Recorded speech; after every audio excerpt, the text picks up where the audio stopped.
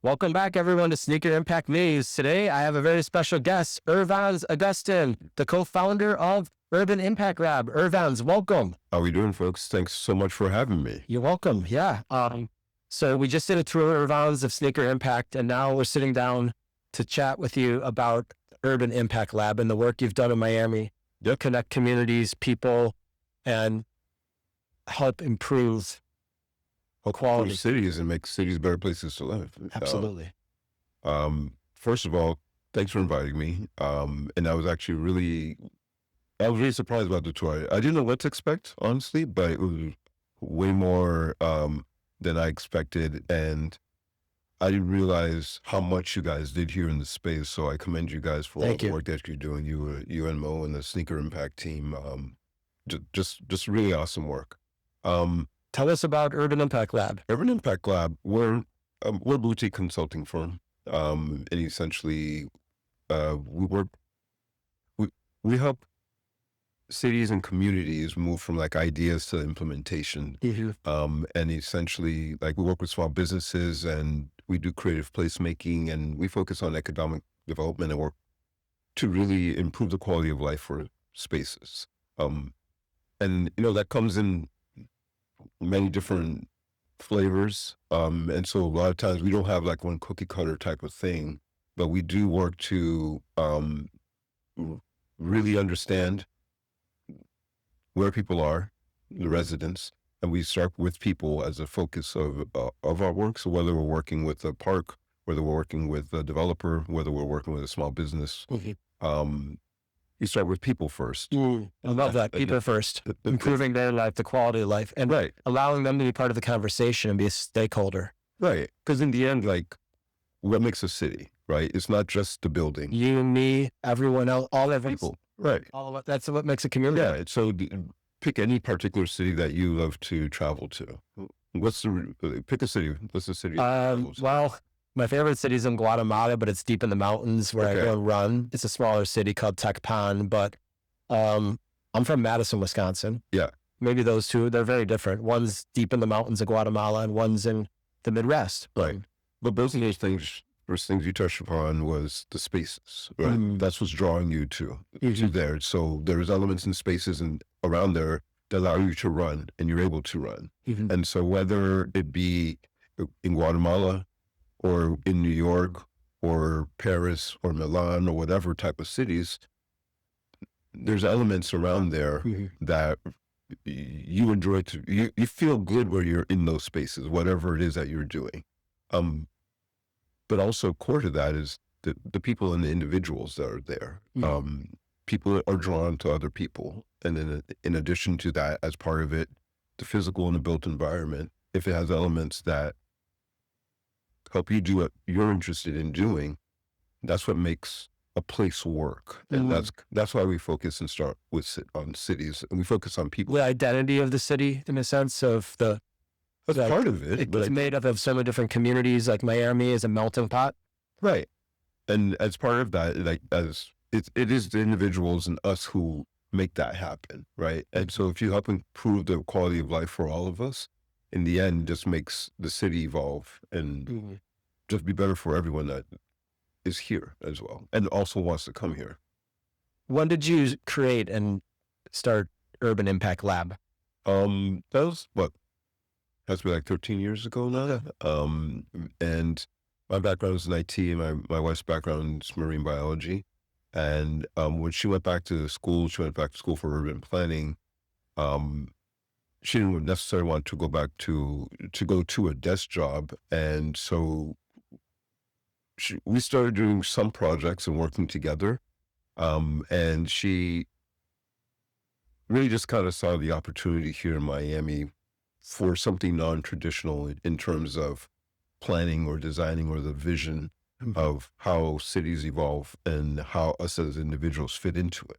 And so that's how we ended up starting Urban Impact Lab. And we also started to take a non-traditional approach to a lot of our work, as opposed to a lot of urban planners and others. They focus more on the drawings, and they focus many times more on the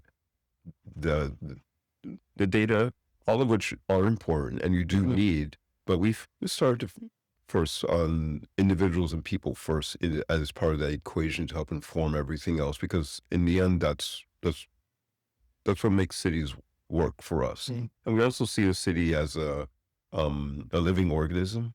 Absolutely. And that's also kind of what made it click for me in my head. Yeah. With my IT background and her background in marine biology, when we were starting to look at the built environment in cities, it's in the end, it's really about networks and connections, right? So whether you're talking about science, like you're in, like you mentioned in scientists. Yeah, I'm a botanist and an environmental scientist. So as part of that, if you drill down deep enough, you start to see patterns in nature and in a jungle, science. like the ants versus the birds versus. Right. And then you zoom down further and to a molecular level, there's always some type of pattern and networks and connections. Systems.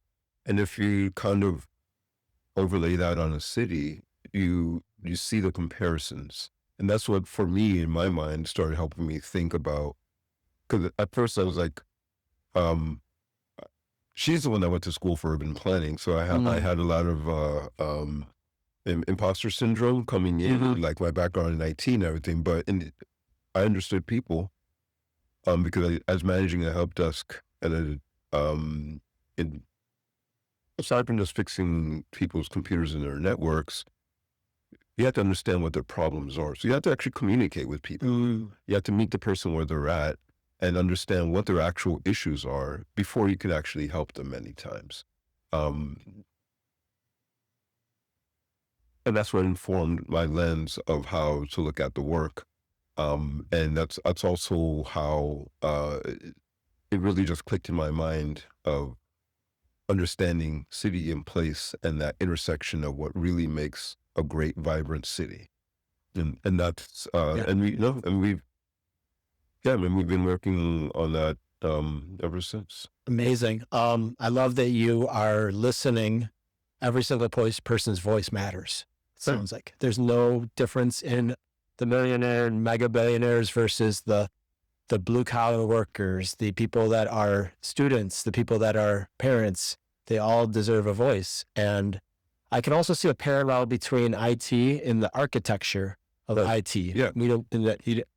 That's very pertinent to you helping now in urban planning with a city, with cities around the U.S., which you're not just in Miami. We were talking before. This is a model, and you work in other cities too. But Miami is your home, so you're helping so much. It doesn't matter if you have the academic background of. I didn't have a background in footwear before I started working in sneaker impact, but I'm a botanist and I'm a conservation biologist and also a passionate runner and an educator and you're a people person, like you said, with customer service. You have to understand, to really listen to people versus what we were talking about beforehand when we had a meeting with Mo is oftentimes, they don't ask or they're afraid to ask. Right.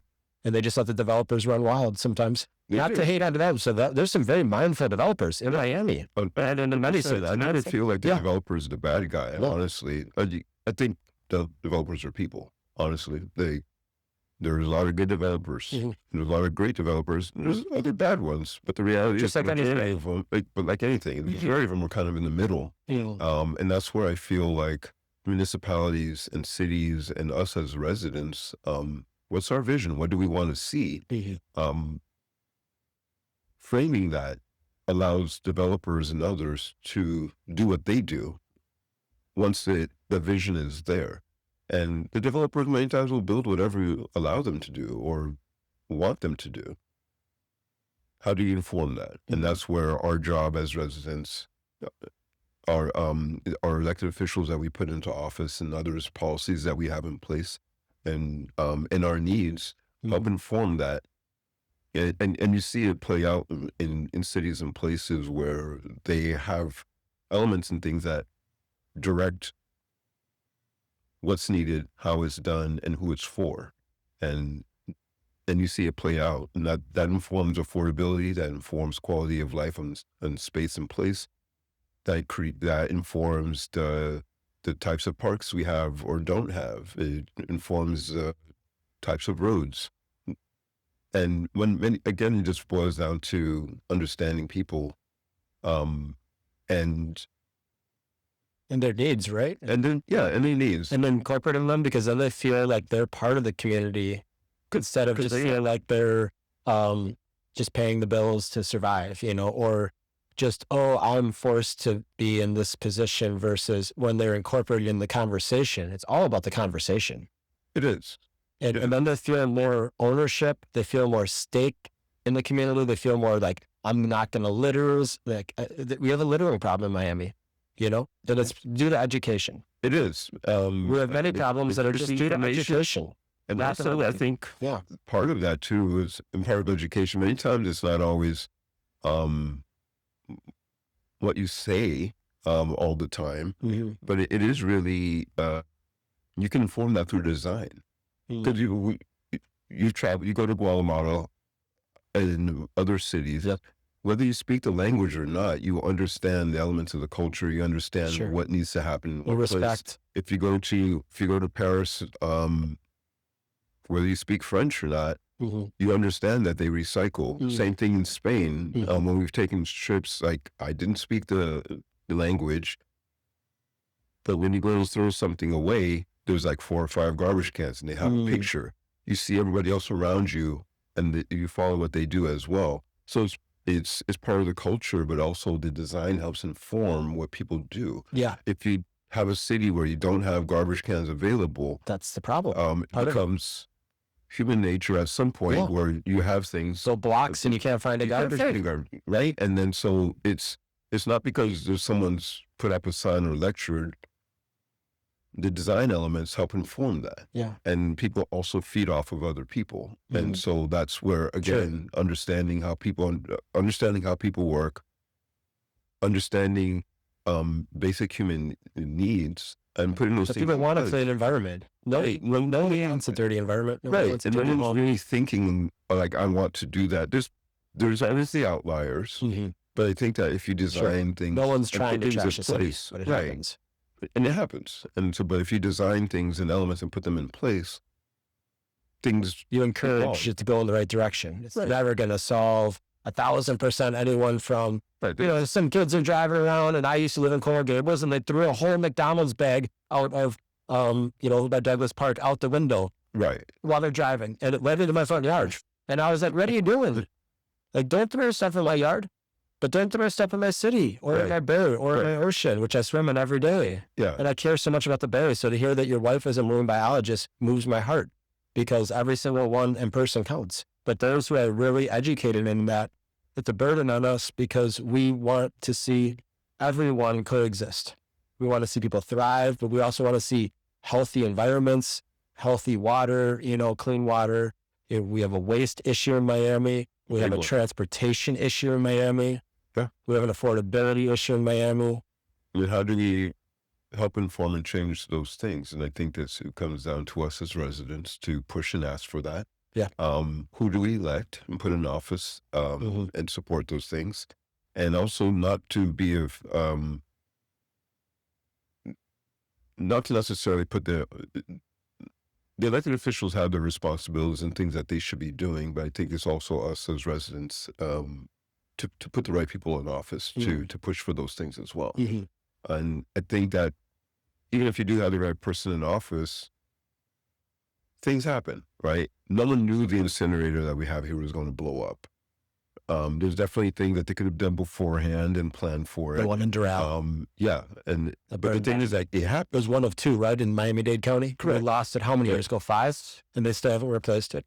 And they still haven't figured out. Because they're trying. They're going to. They're talking about it, right? They had the biggest one in the nation planned, right? For an area. And it's probably going to take like 10 years to. Where were they going to build it now? Do you remember? I don't even know. No, we don't even have They're deciding back and forth. The site. Even if whenever they do decide, it's still probably going to take 10 years to build. Wow. What do you do in the meantime? Right. They're shipping it up north. That's one thing that they do, but or they would do. I talked to other folks. This is also an opportunity to push for more recycling. The amazing work that you guys do here, there's opportunities to capitalize waste. On I forgot what the proper what the quote is, but essentially they say don't waste an emergency. emergencies happen, situations happen, but like now that you're here, make the best of it, right? And instead of shipping every single piece of garbage that we have out, we should be composting. There should be a much more of a better communication campaign and saying that, hey, let's compost. I compost a little bit. How do you, but a small amount that you probably have more if there were things in place. Sure. In fact, at Southwest Ranches, I got to sit down with the town of Southwest Ranches about 2 months ago at a zero waste meeting and be part of it for Sneaker Impact. And they have a great program up there called, I believe I forget the name of it now. And it's a composting organization, and you can sign up for free, and they bring the buckets to your home. And then when you fill it up, they come and get it through an email notification. They have a text message notification too. I think it's called like Filthy Organics or something. I'm going to get it wrong, but I'll look it up and put it in. And that basically, they bring you back your soil after they compost it for you. Oh, so they do it for you, and then it's free. Yeah, and you sign up through the city. And by the way, we didn't get a chance to mention this city of town of Southwest Ranches out with Mo, but that's where Mo lives, and they are the most environmentally minded town in, I believe, Florida. Wow. And they're the smallest in Broward County. The smallest. I forget how many residents live there, but it's also a very affluent community. Yeah. It's also horse country, and it's got a lot of open space, and they want to preserve that history, that heritage, just like Miami Beach wants to preserve their historical buildings. They want to preserve the lifestyle they have in Southwest Ranches, and they are a model for every other community, including Miami, Fort Lauderdale, all these big cities like Hollywood and whatnot. You know, they all look at Southwest Ranches, and they're doing so much to divert waste and to educate their residents. And that's just, I think I'm going to give them a big shout out. And you've probably seen other examples like that, where cities like Miami or New York are starting. Like down here we have Compost for Life. Yeah, I've heard of them. And then they do some amazing work, but they're a small organization. I've met them before, actually, at many events. Yeah, and Compost for Life. And so, like, we should expand that and do more of that. And how do we help expand and build that business model to do more? You go to other cities and other places where, like, there's facilities already built in for recycling and composting pretty much everywhere. So whether you want to or not, the opportunity is there, and then it informs you. And for those of us who are trying to, it's simpler to do, because like right now in the city of Miami and Miami-Dade County, they do recycle, but nowhere near as much as we could. So I was going to say, a lot of people say how much gets recycled, or do they actually recycle it? Exactly. And then also, depending where you live, it doesn't even matter, because they throw it out in the bin, but then you see them throw it into the same truck. And then so, you know, what are we really doing? And so all those things add up. But I did see recently, which lifted my heart, on a run on the 79th Street Causeway, and you see it on Biscayne Boulevard, advertisements on the bus stop placards. Yeah. Big, full size. Yeah. And it teaches you how to recycle correctly. Okay. So it's not every single thing. It'll link to a website, but it'll be like, you can't put a dirty pizza box in the recycling bin. So you should watch out. Things to do. What isn't accepted. Yeah, we need to do more of that, and yard waste and stuff. Yeah, and do more of that, and also create space and to make it easier to do that as well. So. And the fact that the city is advertised, and I wouldn't even say it's advertising, I would say it's communications, right, or something. They're communicating through signage. And you see it even on 95 now, where you wouldn't have seen that maybe 20 years ago. Right. And I think we just need to do more of it. Education, outreach. Everything. Communications, conversations. One thing that I also saw recently that Miami is starting to do is biochar. Have you heard of biochar? Actually, I haven't. It's where they take yard waste and also the vegetation that from like the county or the city. Yeah. Like when they're doing the work along the highways and along, even like we're talking about yard work and landscaping. They got the crews that are out there collecting dump trucks full. Instead of putting them in the landfill, they're making this, I'm going to get it a little bit wrong here, but they basically make a very high quality charcoal out of it that they give back to the public, or that they use as a city to, it basically fertilizes. It enhances the soil. It's like a super fertilizer. And it's called biochar, and it's recently been all the rage down here. But I have to look that up. I hadn't heard about that, but I think there's like space. So there's so much saving so much room by not putting all that. You know, like when Hurricane Andrew came through, the amount of waste that much that created, right, and that could be used for renewable resource instead of just dumping it into the landfill with all the garbage. Like, no, there was garbage that has to be incinerated, you know. But there's a lot of different ways, and people don't know. Just like we were talking on the tour sneaker impact, they don't really know what happens to shoes for the most part when they're done. I honestly did not either. It's just forgotten about. And it was really informative on the tour to learn about that. And I think that we just need to expand it and do more of it. Giving it a second life. That's what it's all about. Just give it a second life. And also, again, Adrian, we're telling me on the tour, the amount of clothes that you all recycle, the amount of other materials and fibers that get recycled, I didn't even know that was an option many times.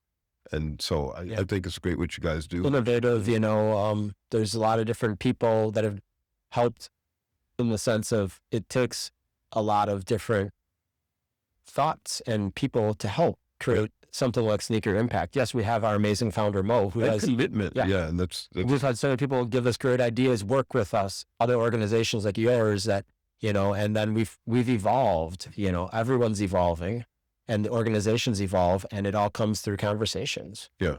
But you guys are also implementing it. So I think that there's a lot of ideas, but you guys are... It can become profitable, by the way, to be environmental, to be sustainable. It can be profitable. I think everybody forgets about that. And they kind of just focus and they think that sustainability or resilience or climate, you know, everyone just wants to hug a tree. Like, it's business. Or they think that the government's just going to magically pay for everything. Right. And it doesn't work that way. And I think that when you go to other countries and you see the amount of infrastructure and money that they're making off of sustainability, it's mind-boggling. And I think that a lot of those opportunities we miss, and a lot of times we get, as a collective, they get stuck in the conversation of it. Sure. But not implemented is what you mean? Not implementing, but then also just arguing about it and figuring just a discussion about it. And then things don't actually move forward. Yeah. But I think that the value and the amount of money that can be made off of it is not discussed many times. Sure. And I remember when I was in Germany, they have the machines that you can put the plastic bottles into. It sucks it in and it gives you some money from it. They do the same thing in Michigan. You can get more in Michigan for your recycled cans than anywhere in the U.S. I didn't even know this. I used to live in those guys. People will drive vehicle loads, whether it's your car, a truck, a big truck like a U-Haul, full of cans that would collect Irvans, I swear to God, in the 80s and 90s. People just do it. Like, 15 cents. Do it, right? Like 15 cents per can versus like in Wisconsin, you might get 2 cents or 1 cent or 5 cents, but triple the value in certain states. Or, you know, California is obviously a leader. Some people find environmentally, you know, whether it's emissions because they have to due to population, smog, impact of building in the mountains. You know, you're talking about urban planning, like what happens when there's a fire and then after the fire, a rainstorm, mudslides. Right. Because they lost all the vegetation. And they lost the vegetation because they weren't managing it properly. It needs to be periodically, you know, like I used to work in environments in Wisconsin where fire was part of the regime, part of the management. It's a tool. A tool. It wasn't something bad. It helps actually sustain. And there's a lot of... If you're proactive and you're controlling the fire. California too. You let all the stuff build up forever. Of course it's going to be like what happened, you know, out there. And arson and all these things are terrible, but we can manage and do a better job of planning. And I think planning is so important. So what you're doing at Urban Impact Lab, I think is so needed in Miami. It's so refreshing. We were having some conversations out there about specific projects you've worked on. Is there any you want to bring up on the podcast to highlight? We talked to, the current project we're working on right now is like Miami Climate Week that we have coming up. Tell us about Miami Climate. What is that? Miami Climate Week is a culmination of the backbone organization is Miami Climate 365. It's a group of organizations, and we've come together to essentially elevate the conversation around the climate in Miami, but expand the conversation throughout the year, not just a particular climate week. But we do have a climate week that we're hosting, and it's going to be March 14th through the 21st. 21st or 22nd. It's right around spring break, isn't it? Yeah. And then so it's a community-driven set of activations and activities are going to be happening around across Miami-Dade County. Different types of organizations, from the Seakeepers to the Moraes, MORAES, NOAA. We have Clio and many other I know Clio Institute. Yep, we're going to be part of their 5K coming up. And they're all just participating in different ways. And the goal have to reinvent the wheel and do, but to kind of highlight what they already do day in and day out, and get more attendees and participants to come out and participate and not just support these organizations, but support the work that they're doing that is so impactful for the community, and build on that. And so feature and celebrate everything going on for climate justice, climate change. How do you call it? Climate in the sense of it climate. Remember the name again? Miami Climate Week. Miami Climate Week. Is the event.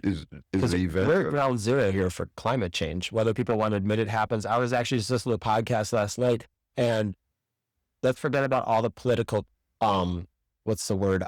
associations with the word climate change, because there are a lot. It can turn people off quickly if you mention it. There's no doubt that civilizations impact climate. We can, in fact, because of the amount of people on the earth. Now, is the earth resilient? Yes. Has it gone through many climate regimes in the last billion years? Yes. Will it continue to? Yes. Are we affected it? Yes. We're part of the equation. Yeah. So. I mean, imagine a planet, and there are probably some out there in the universe that are so developed that they have destroyed, like in the story of the Lorax. Yeah. They've destroyed every last tree. Maybe. Or maybe there's a tree is like, in a museum somewhere. Yeah, exactly. It's like a jewel. It's like, oh my God, it's a tree. Oh my God, that's like the bees. Like, where's the bees? Like, there's no more bees than it was. It's just robots. Like movies. Have you ever seen WALL-E? Yes. Yeah, it's my favorite movie of all time, WALL-E. And, because he's cleaning up the earth after everyone trashed it. And then eventually this one planet grows. And then they all come back from the spaceship from the other planet. It's like, we do not want that to happen. And that is that's an example of climate change affected by, because the skies turned black. Yeah. And the rainforests are burning at an unprecedented rate and getting cut down for agriculture, for soybeans, for cattle farming, for other use, for mining. It has to be done mindfully. Everything has to be done mindfully. And it can't be dictated by one person's needs or one society. It has to be. Or as you were saying before, it can't be money-based. Exactly, I think that's what mega conglomerate corporations involved. People defer to, because money is being made, and then you just forget everything else. Because if you destroy everything else, you're not going to be making any. Because the money could build the roads, but is it really protecting the rivers and the other things like the Amazon that are getting polluted by strip mining or is that money just coming in? Yes, it might help the government because they probably get paid something. Yes, to develop the business. Majority goes to the corporation. But then the quality of life for the people who live, the natives. Ideally, but I think that there's like so much. The money could help some things, but the reality is it really just goes in. Sometimes it does. In the mindful instances, where they have the UNESCO heritage areas or whatever. We just need more of those. Yeah. And that's why it's important to highlight, I think, like really good examples of people doing work. Like you were telling me about a abandoned lot in North Miami that you guys helped. Good Neighbor Park that we worked on. For those that need the context, there was a repetitive loss. Repetitive loss is essentially when an insurance company declares a lot or a building as uninsurable because it's been flooded too many times for one. I think it's for other things too, but flood in Miami. The main reason for this particular lot is because of flooding. If an insurance company deems it uninsurable, it's just uninsurable. So whatever happens there is on the responsibility of the city or whoever's building on it. So that lot was just sitting empty because it was in a residential neighborhood and nobody could afford to just build something there because that street flooded regularly. You said multiple times a year. Yes. So it would not be able to be lived on. No, because that lot would flood at least 3 or 4 times a year. And then the people who did live there ended up having to move because the damage. And the average person can't The afford loss that. was huge, I'm sure. And So they you had to to come out of their loss. pockets. They Sure. had to pay for everything. So that was just sitting empty. The city of North Miami was trying to figure out what to do with it. And there was an opportunity to make it an amenity. They didn't know necessarily what. They brought us in and they hired us to work with them, and they wanted to create a lot. But we ended up creating a little bit, more of a process to inform what was going to happen there. We included the community. We did community outreach in multiple language, Haitian Creole, Spanish, and of course English, to understand what the neighbors, what their pain points are, what their concerns are, and what their needs were. And you have to go through those things to really kind of understand what people may want in the future. But you have to understand where people are now. Instead of guessing or just making it up. Making it up. And so we engaged the community. We did a whole design process with them. We heard their concerns. They were worried about flooding was one of their main concerns, and their property values, and people buy a home for investments and things, and their property values were going down, and they couldn't understand why. Long story short, their homes were built in the Arch Creek Basin, which is, if you go back far enough, was just a natural formation. I used to live in that area. A natural swamp. Yep. So technically, nothing should have been built there, or the real. It's near mangroves by the bay. Right. Yeah. At some point, somebody just removed that, and there's built houses there. But nature remembers, and it just comes back. Yeah. And that's what was happening to those streets on a consistent basis. So, what do you do with that? The opportunity that we saw wasn't supposed to be a magic bullet, but it was really just more a pilot to show what's possible. Working with the community, they came and participated in a few different events and activities with us. They also helped select their architects and designers. Oh, wow. We did like a speed dating with the community. Okay. And the community did speed dating sessions with the architects and designers. They picked who they wanted to work with. The designers came back, and we made it like a little. Give them multiple options. Yeah, we had multiple options, made a little competition, and then the community picked the designer and the architects or the landscape. Through photo or? Yeah. And then after... Like, was it actually on the referendum, or is it something done like more like... Since we were already working with the municipality, it was a much simpler process. And then so it was really just more ballot. Okay. Not an official ballot, like people just wrote in on what they wanted to see happen. It was just a small community process. So this wasn't like, we didn't have to get the commissioners and others involved. So we just all this through the planning department through a couple blocks. Yeah.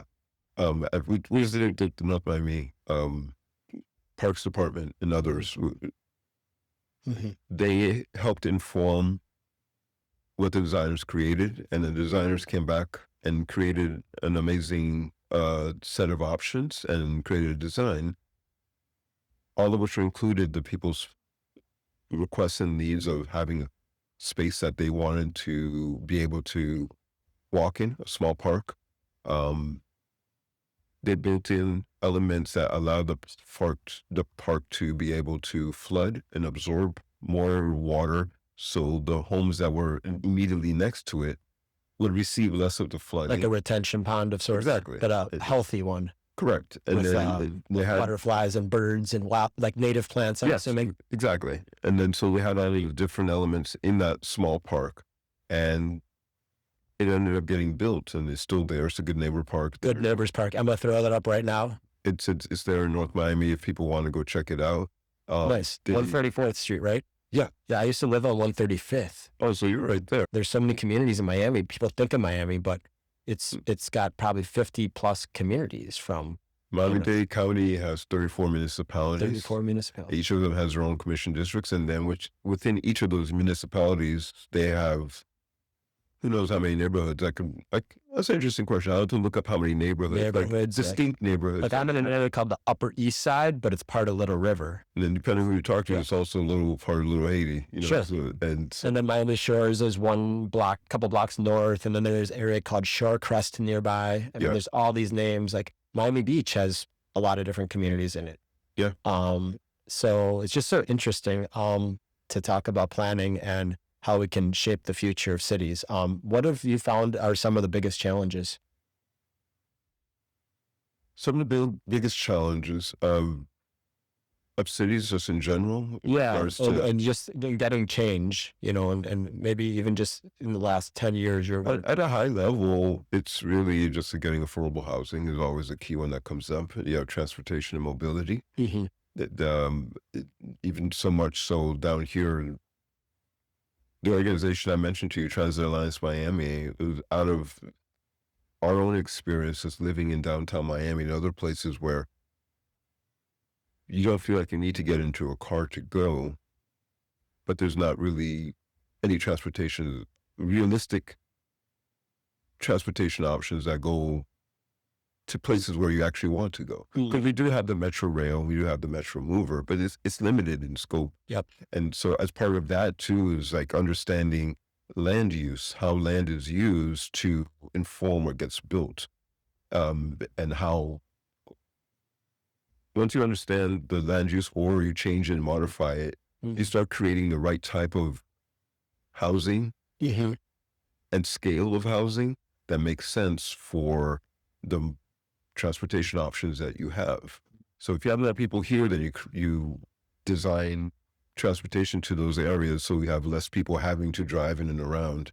And understanding land use. We can't do a subway here, for instance, because we have a high water Probably table. not recommended. Yeah, in San Francisco, they have the parks. But the thing is, like, the cost of that is what, is really just untenable. I know boring companies looked into South Florida, but I know there are some challenges with the geology here, the high water table and the limestone. But it's really interesting how you design it to think, hopefully now they're going to start doing that because we have really bad traffic in Miami. We have one of the worst standards of living for traffic in the U.S. I believe we're in the top 5 and maybe in the top 3. LA is up there. I've spent a little time in LA. I'm sure you've been to LA and seen how bad it can get. You avoid highways for 10 hours. LA is so flat and everything is single, 2-3 stories maximum, and everything is so flat, and you have the urban sprawl everywhere. Yeah, it's just sprawls. And then in Miami, it's a smaller geographic area we were talking about. It's actually a smaller people. You can, like you said, run into the mayor walking, or the mayor, right? Walking downtown versus in New York City, that wouldn't happen necessarily. No, but also the people who say Miami, but what part? They think of South Beach. Okay. People just don't have the context of just realizing how widespread and sprawled out. Like the city of Miami itself is a very small city, but that's only one of the municipalities of the 34 in Miami-Dade County. And then in Broward, you have everything, all that's all the way to the boundary zone is my understanding of the Everglades, and all the way north and south. There's very little open space left, and they hopefully won't ever go into the Everglades, but there's agriculture issues out there too, but they're restoring it. It's a big topic, the Everglades. Very much. And so is our water supply, so is our transportation, as we were just talking about. People want, we have pretty good roads down here. When I travel to other countries like Guatemala, I really appreciate what we have in the US. But I see other things they have down there. They might have more forests, they might have more wildlife, it might be a little more wilder, they have volcanoes. They also might have a little more love in their hearts, in their community, in the sense of everyone taking care of each other and families really being so strong. They might not make as much money, but their love is so much stronger. Not always, but usually. And there's a great love in the U.S. too. It's just, you really see how, people appreciate what they have, even if they don't have as much. Like in the U.S., we have abundance.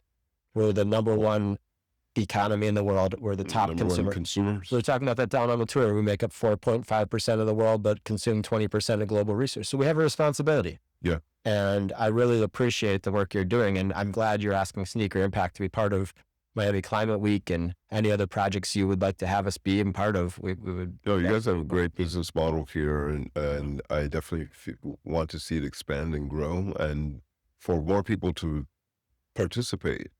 Because it's not just the work you guys are doing and the micro businesses that you guys are helping to stimulate, and other countries that you're helping to economically connected to it. all this economic opportunity is happening outside the U.S., but it's also happening here in Miami. Yeah. But it's going out to 20 plus countries where the secondhand market. But all the brands you guys are also connecting and helping with, they would have had additional costs of taking that to whatever community that needs it. Yeah, getting it a second life. Or they would have to dump it. Yeah, and that's what happens sometimes is they shred brand new clothing and shoes. Right. Some companies will, if they can't sell it, they'll shred it rather than give it a second life. What do they do with those materials? It just goes into a road or something or into a landfill. Yeah, so the return on that is, you guys are creating much more of a more impactful return with your process and the work that you guys are doing here. So yeah, I commend you guys. Thank you. How can people learn more about Urban Impact Lab and all the other Miami Climate Week? Where are you online? And you can find us on urbanimpactlab.com for our website, and my information is on there. For Miami Climate Week, Miami Climate Week, MiamiClimate365.org. Is the website for Miami Climate Week, and you can also find out about Miami Climate 365 and all the work that we're going to be doing throughout the year, because we're trying to really expand the conversation throughout the year as opposed to just a climate week or just a month. And it's something that we all have to be dealing with all year round. And we just want to help elevate that voice and help elevate that conversation. So people can come to Miami Climate Week and take part of these conversations or activities that will be all be listed on the website on Miami Climate Week from March 14th through 21st. Correct. There'll be a calendar of events that you can attend and participate and go out, support your local NGO or nonprofit. There'll be different types of beach cleanups and different events. The UM is also going to be hosting and having a conference physically on site there. I think you guys will have a collection machine there, box there as well. So anybody can come to the conference and come and bring an old pair of shoes, sneakers. Are you just sneakers, or are you not taking clothes in those boxes? Yeah, we have collected clothes at certain events and from certain stores, but we find that what's needed most is shoes. Because they're actually like a vehicle for people in other countries. A good pair of walking shoes is like a Honda or a Toyota or I didn't name the car brand, that they need a good pair of shoes. Everyone does. It's essential for public health to have a good pair of shoes.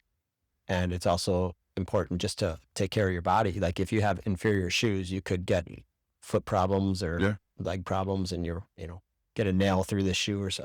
There's just a lot of kids are lacking footwear.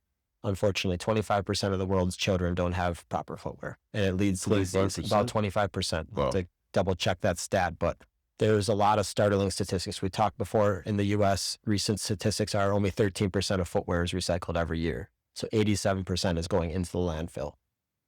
Still mind-boggling. That's according to recent statistics. We're trying to change that, but we're not the only ones out there. But the secondhand market, 75% of the people in the world depend on it. But in the U.S., I don't think really anyone depends on the Maybe some people do. I take that back. That you're Haitian American, right? Correct. So in Haiti, people really do use the secondhand market for a lot of things. They have to. And in Guatemala, the infrastructure, the retails. Yeah, they don't have Publix or Ross or whatever. They didn't have Amazon delivering whatever they need every day to them, or whoever they buy their stuff from. They can't just go to the mall and the gas station. Sometimes I've heard the lines can be for hours to get gas or water or food. Yep. And they'll wait because they need it. And so that's why we feel good about what we're doing here, is that we're getting the shoes out of the country, because here we have such abundance, and we don't want it to come back and haunt our store owner partners that are doing the right thing by recycling. And then if we were to take the best shoes that are only worn once or never worn and put them online, that would be breaking trust. So everything leaves the U.S. and nothing's sold here. And we don't ship trash overseas. We keep the trash here. You saw our end of life process here. We're making sandals now and yoga mats, and we'd be excited to share that at Climate Week. So I know we're coming up on a time limit now, Irvans, but is there any final thoughts you'd like to share with the community about your work and where you see Miami going and how people can help? Final thoughts. I would offer people to see their spaces and places in a different way. And I usually tell people, like, change how you move and you change how you understand your space. Get out of our vehicles, take time to take a walk, understand and see your community a little bit more intimately up close. Because in the end, like, once you start seeing it differently, then you understand what's needed. and how it impacts you. And in the end, that helps improve all of our quality of life. It also helps inform what you vote for, what your needs are. If you're just always so busy, just driving through everything, you don't really get to see it or connect it or understand as well. And so that would just be like my one thing I would say. Slowing down and getting outside of your bubble and your comfort zone. Yeah, when you can. Yeah, sometimes you got to Sometimes you got to do what you got to do, but when you're able to, just take a minute and actually slow down and get out and see your community. Especially in your neighborhood, right? Like in neighborhood, I'm always walking in my neighborhood. See your neighborhood, understand it for what it really is, and see it up close. Meet your neighbors. Support your local businesses and see the real impact of everything. It's so important in this day and age with, don't want to blame social media, but everyone seems connected yet separated. Right. So I really think that is so true, is to, we zoom around so much. Some cities are all, they don't have as much, like in New York City, people walk more versus in Miami. There's so much drive. Everyone seems to need a car unless you live downtown or in the beach where everything's a little closer.